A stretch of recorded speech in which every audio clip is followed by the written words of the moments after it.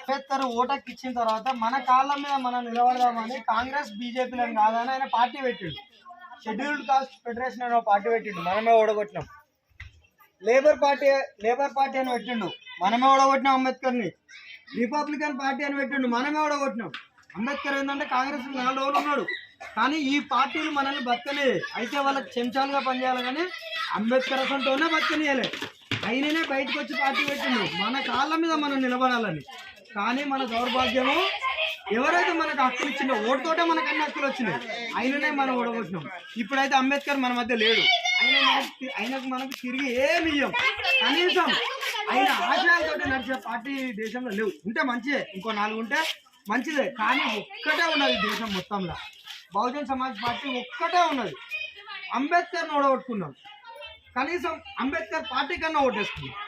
ఇది అంబేద్కర్ గారు రాజ్యాంగ సూచికగా ఏనుగును పెట్టిండు.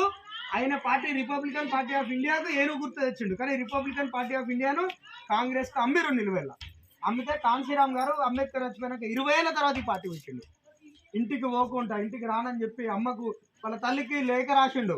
అమ్మ, నేను నా తండ్రి ఆశయాల కోసము రాజకీయాలు చేస్తా, నా తండ్రిని మన సమాజమే ఓడగొట్టింది, నా తండ్రిని నేను గెలిపిస్తా రాజకీయంగా అని ఈ పార్టీ పెట్టి ఇంటికి పోకుండా వాళ్ళ అమ్మకు 25 పేజీల లెటర్ రాసి, చచ్చిపోయినప్పుడు బట్టలు వేస్తారు కదా మీద శవం మీద, ఆ బట్టలు వేసి పంపించింది. మనం ఓటు అమ్ముకునేది కాదు, బెండకాయలు కాదు, దొండకాయలు కాదు, అవి మన బిడ్డలు లాంటివి. మన బిడ్డలు ఎవరైనా అంటే ఊరుకుంటామా? వాళ్ళ వీళ్ళతో అగాధం పంపిస్తామా?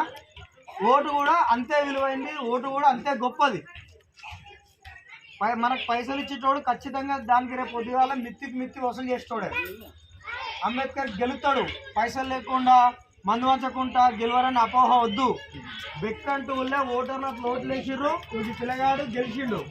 అది కూడా మళ్ళీ మీకు నమ్మలేదు. నిజమేంటంటే పిల్లగాడు ఎస్సీ, ఈయన వార్డంతా బీసీ ఓట్లు వేసి గెలిచిర్రు. మీకు ఎవరైనా ఉంటే కనుక్కోర్రి, ఫోన్ చేసి అడుగురు నిజంగా బెక్కంటూళ్ళు వేసిరని. మరి బెక్కంటూళ్ళే ఓటర్లు నిజాయితీగా ఓటేసినప్పుడు చేర్యాల్లో కూడా వేస్తారు, అంతటా సాధ్యమే కదా.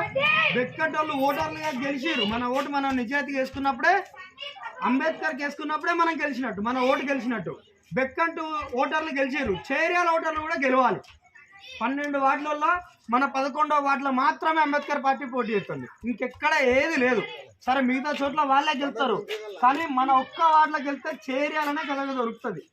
మాట్లాడుకుంటారు, అరే గడ పార్టీ గెలిచిందట, పైసలు ఇవ్వకుండా మందు వంచకుండా వాళ్ళు చైతన్యమే ఓట్లేసుకున్నారు. ఓటర్లకు భయపడతారు వాళ్ళు, లీడర్ కంటే ముఖ్యం. సిద్ధన్న కాదు, ఓటర్లకు ఇసోంటి ఓటర్లు ఉన్నారని రేపు పొద్దుగాలు వచ్చి అల్కగా 1000 రూపాయలు ఇసిరేసుడు, సీసీ జిరేనికి భయపడతారు.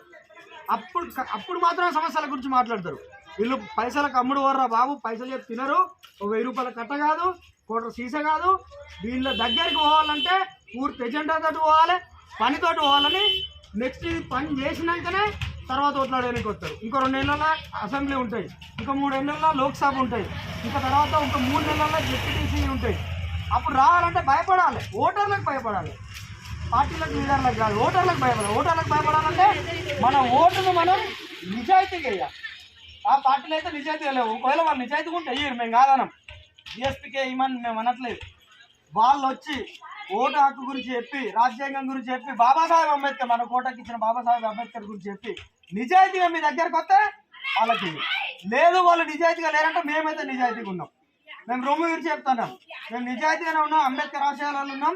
ఈ పార్టీ సిద్ధాంతాల మీద పుట్టింది, అంబేద్కర్ సిద్ధాంతాల మీద, అంబేద్కర్ విలువల మీద నిజాయితీగా మేము పాలిటిక్స్ చేస్తున్నాం, రాజకీయం చేస్తున్నాం. సిద్ధాంతం 30 ఏళ్ళ నుంచి చేస్తాడు, మీ అందరికీ తెలుసు. ఆయన 30 ఏళ్ళ నుంచి ఎవరి దగ్గర రూపాయి తీసుకున్నాడు కాదు, ఎవరికి ఫోన్ చేసి సంచులు మోసినోడు కాదు, టికెట్ ఇస్తామంటే కాంగ్రెస్కు టీఆర్ఎస్కి పోయినోడు కాదు, ఆయన సిద్ధాంతాన్ని అమ్ముకున్నాడు కాదు. నిజాయితీగా ఇంట్లో ఉన్నదో లేదో కుటుంబాన్ని కూడా ఇబ్బంది పెట్టుకుంటా అంబేద్కర్ సిద్ధాంతం కోసం తిరుగుతుంది ఆయన. మీరు ఓటేసేది సిద్ధన్న కాదు, మీరు ఓటేసేది సిద్ధాంతానికి. సిద్ధన్న కాదు, అంబేద్కర్ సిద్ధాంతానికి ఓటేసేది. ఆలోచన చేయండి. అందరు అభ్యర్థులు మళ్ళీ ఒకసారి చూడుర్రి, వాళ్ళ పార్టీలను చూడుర్రి, మీకు ఏది మంచిగా అనిపిస్తుంది. నిజంగా రాజకీయ పరంగా మన ఓటు ఎటైతే మన ఓటుకు విలువ ఉంటుందో అక్కడ. ఓటుకు విలువ అంటే 1000 రూపాయల విలువ కాదు, ఓటు ఇచ్చిన దానికి, ఆ ఓటు సిద్ధాంతానికి విలువ ఉండాలి. దానికి ఓటేయరు, ఆలోచిస్తారని నేను కోరుకుంటాను. జై భీమ్ అమ్మ అందరికీ.